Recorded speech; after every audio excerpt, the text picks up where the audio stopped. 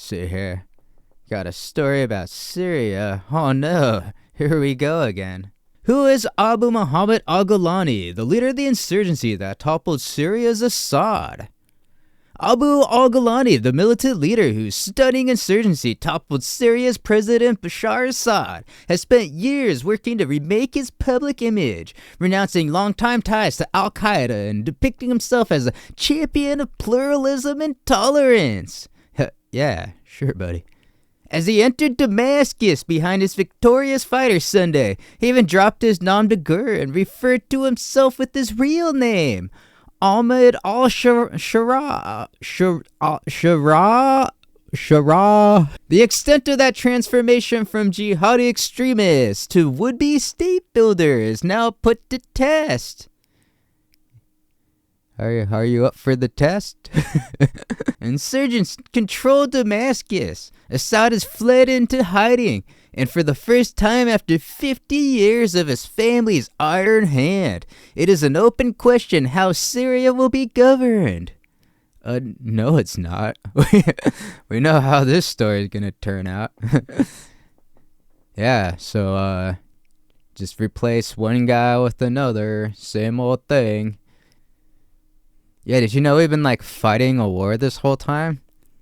Yeah, and not in Ukraine. Yeah, in Syria. We were bombing them back when Obama was president. Still going on, yeah. So yeah, Assad's gone, and they got this new guy in there, and they're kind of championing it oh, they're rebels fighting for peace, and it's just it's just another jihadist militaristic extremist group that they funded to just do this whole thing and perpetuate this whole cycle again. So just putting in another puppet in there.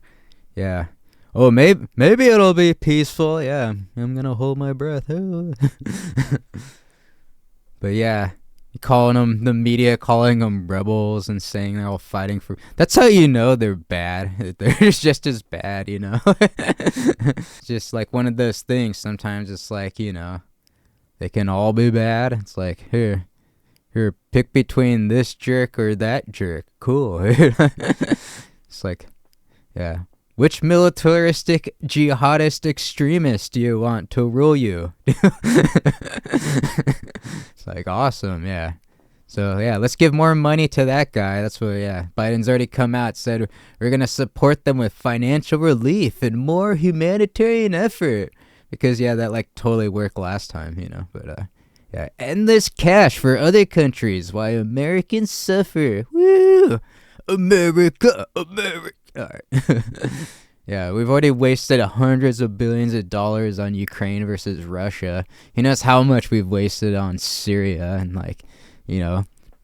just going back forever. Just crazy the money that we spend on there, People whining because Elon wasted $40 billion or whatever buying Twitter and turning it into X, It's oh, think of all the humanitarian good he could have done. Yeah, think of all the good we could have done with that. Hundreds of billions of dollars, to Ukraine. Hundreds of billions of dollars to Syria. But, whatever's, What's a $1 trillion? Who cares? Just write another check, Print some more.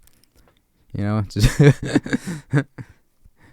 Meanwhile, Americans can't afford to eat, they can't afford homes, they can't afford to start families, they can't afford to do anything, they can't afford to think.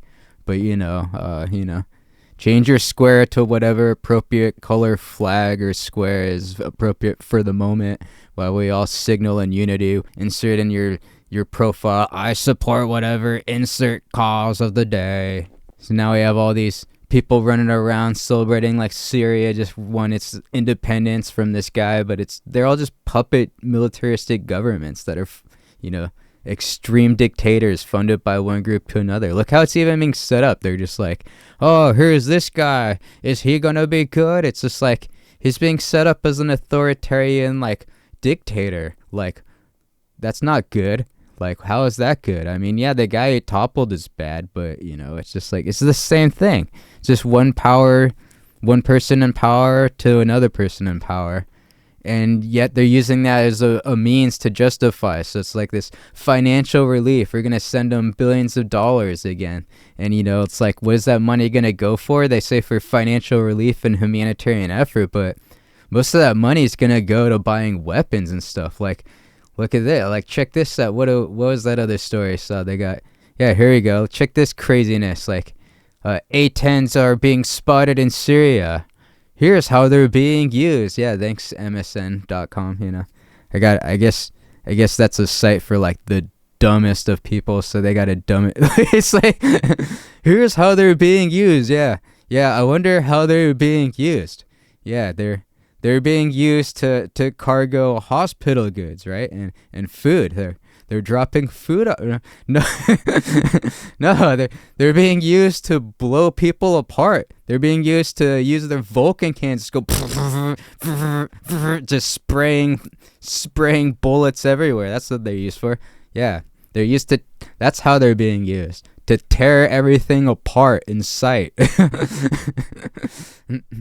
A video of an A-10 flying low over a village reported in eastern Syria near the Iraq border, and one highlighted by the aviationist, fueled rumors that U.S. forces were supporting Syrian rebel advances with the A-10's renowned fire. What do you mean, fueled rumors? That's like confirmation. It's like, it's like either we're directly helping them with planes and like people flying those planes, or we just gave them the planes and they're flying them themselves. But regardless, we gave them the stuff. Like that's how it is. That's what it is. I mean, we're helping them out. I mean, par for the course. Is anyone surprised? I mean, shame on you if you should be shocked here. But yeah, whatever. More war. You think war is ever going to end? When war is going to end? When it stops being profitable. That's when you'll see the end of war. When they can no longer make money off of war. That'll be the day when war finally ends, dude. But yeah, it will never end until then. As long as you can make any money off of war, it will never end. But they'll keep telling you that it's for the sake of ending war. We need more war for the sake of ending war. Like, fund this guy, give this guy money. Yeah, cool, yeah. But whatever. Let's see. I'm not entirely against tariffs, It's just kind of depends, It's like we got to do something to encourage manufacturing, bringing more manufacturing back here, right? See here. Trump says he can't guarantee tariffs and won't raise U.S. prices and won't rule out revenge prosecutions. Wait, raise U.S. prices? No! Yeah, I don't care about the future. I need help now. Wait, maybe this is how he got in here in the first place. I don't know. Let's see here. Trump said he can't guarantee that his promised tariffs on key U.S. foreign trade partners won't raise prices for American consumers. And he suggested once more that some political rivals and federal officials who pursued legal cases against him should be imprisoned. Whoa! Yeah, so everyone wants to jail each other over things, Honestly, they should, but, pretty much everybody in politics. I think the question is, who shouldn't be jailed? I think that's the question we should ask. Anyways, the president-elect, in a wide-ranging interview with NBC's Beat the Press that aired Sunday, also touched on monetary policy, immigration, abortion, and healthcare.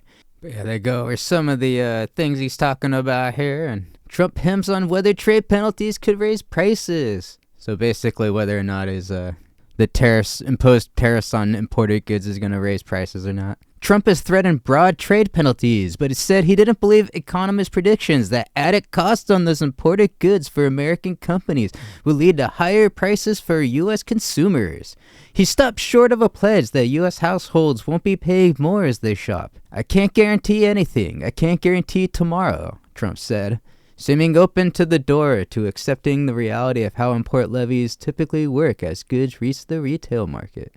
I love how they say it. Seems open the door to accepting the reality that it's gonna raise. It's like, it's like, yeah. If you add a fee, of course it's gonna raise prices on imported goods. That's the point. That's what you're trying to do.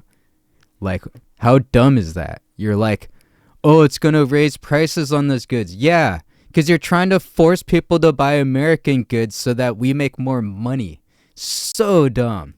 I heard this argument forever. It's the dumbest thing ever, dude. It's like, it's the stupidest thing ever to actually say that you don't want to raise prices. Like, oh, raising prices on this is going to raise prices. That's literally what they're saying. Like, okay, yeah, cool. You could argue on whether or not we should do that because, yeah, there's a whole idea of like we're working together with other countries and there's trade and other things and we have relations with them, and if you're raising the cost of their goods, which will discourage American consumers from buying as much of them, encourage them, as well as encouraging more businesses to manufacture and produce back here, which in theory would bring jobs back here. Every country that's trying to, increase manufacturing does the same thing. It's like, it's just a regular strategy, but somehow we're acting like this is some craziness. And here we have the AP News. Yeah, he's seeming to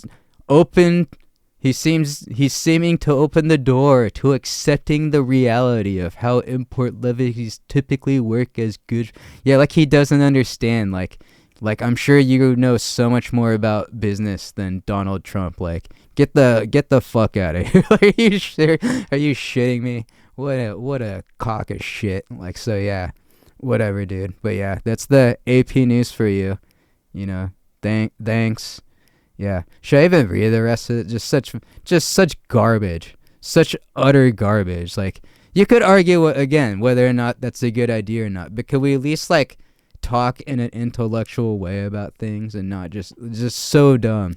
The intellectual level of this writing is just so low and such garbage that if you think the guy that wrote this is not an idiot, like, I don't know what to say to you. I just feel sorry for you.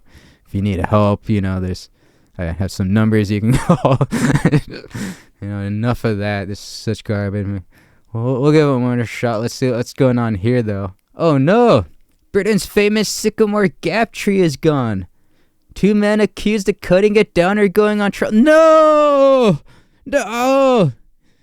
Going to war with Syria. Raising U.S. prices, but this is the real tragedy. I don't know what to think. It was neither Britain's biggest tree nor its oldest, but the majestic sycamore that stood for 150 years along a stretch of Hadrian's Wall in northern England was one of the most beloved. Yeah, now it's firewood. Oh well. Yeah, that sucks. I don't mean that's, but yeah, what a bunch of jerks. But yeah, kind of seems to pale in comparison though after we're about to send another couple $100 billion to Syria for weapons. Thanks. But yeah, thank you, Biden. Thank you, Obama.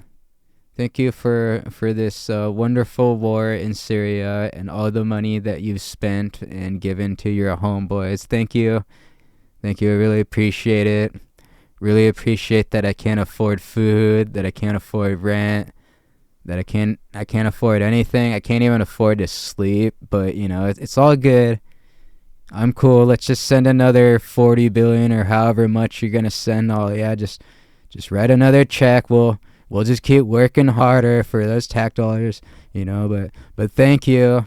So you can have another militaristic, jihadist, extremist dictator who promises and pledges to, restore civil rights and humanitarian rights and all that. Yeah, yada, yada, blah, blah, blah. And thank you, media, for pointing out the heroic efforts of these freedom fighters, as you call them, and these, yes, freedom fighters, these rebels.